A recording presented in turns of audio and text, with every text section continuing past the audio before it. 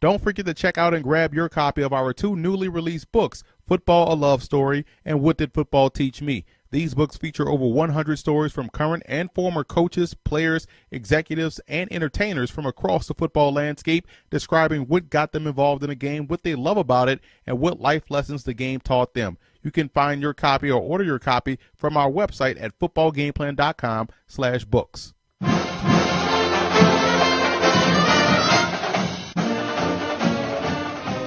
Welcome to footballgameplan.com, where football makes sense. I'm Emery Hunt, the czar of the playbook, bring you our preview of the 2015 Russell Athletic Bowl between the North Carolina Tar Heels and the Baylor Bears. And let's start this video off by taking a look at my keys to victory.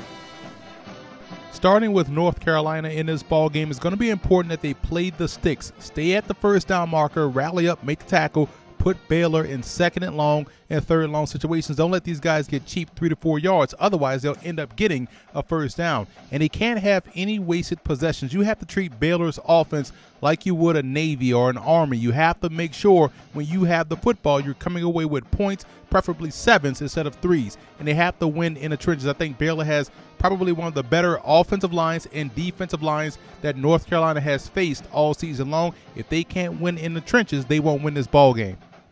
Moving on to Baylor in this ball game, they have to have that next man up mentality. You look in the backfield with the running backs they're going to be using in this ball game. The quarterback, Chris Johnson, has to step up and play well. This is an offense that can play with many different parts, and anyone that's coming in for a replaced starter has to step up and take owns of the position and do their job. And they have to force North Carolina to play fast. I think that's one way they can neutralize or offset these absences by their star players. Force them to play fast, which means they have to quicken their decisions, which could lead to big plays for their defense. Also, no special teams breakdown. They're facing one of the best punt returners in the country in Ryan Switzer.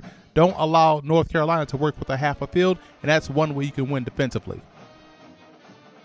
I like Baylor in this ball game. I believe this type of offense gives North Carolina problems. You saw that with the Clemson game. You saw that with North Carolina State. I think with the tempo and the way they can spread the field, it will give the Tar Heels issues in the secondary. Also, along the offensive and defensive line, I think Baylor has a significant advantage, one that I think will lead them to victory over UNC.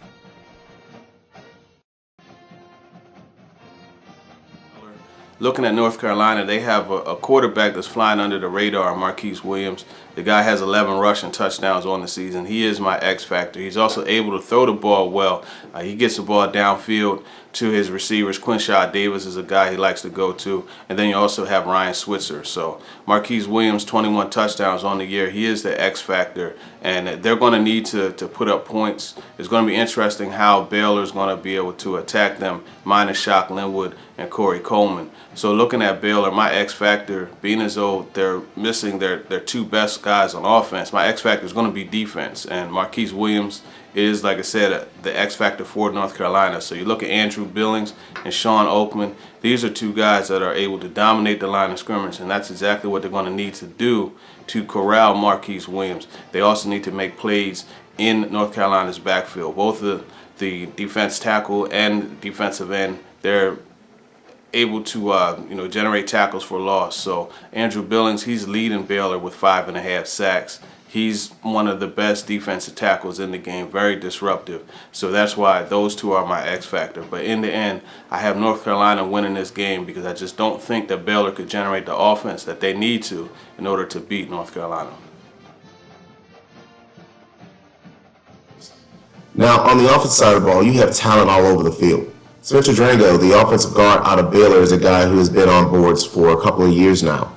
Quan McBruin, tight end out of Baylor, is a guy who everyone has talked about. He doesn't catch many passes, but when he catches them, he goes for touchdowns because no one wants to tackle a guy that's 6'6", 410 pounds. Just look out, this is a monster guy. Jay Lee, a wide receiver out of Baylor. We've heard about the big-time receiver, Corey Coleman, out of Baylor, but he's not going to be in this game. Jay Lee will be. He's going to get a lot of targets. For North Carolina, Landon Turner is one of the best guards in the country. Rashawn Davis is a wide receiver who will get some day 2 looks. And then their quarterback, who will probably get some day 3 looks, Marquise Williams, has played well in stretches this year. On the defensive side of the ball, both teams actually have a lot of talent. Baylor shows some good day one and day two talent. And Andrew Billings, defensive tackle, who is an underclassman.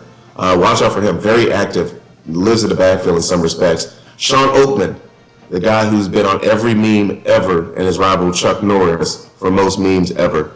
He's a big-time defensive end. Look out for him as well. And Bo Blackshear, another guy on that defensive line for Baylor. On the defensive side for North Carolina, I'm going to go with Justin Tomlinson, defensive tackle.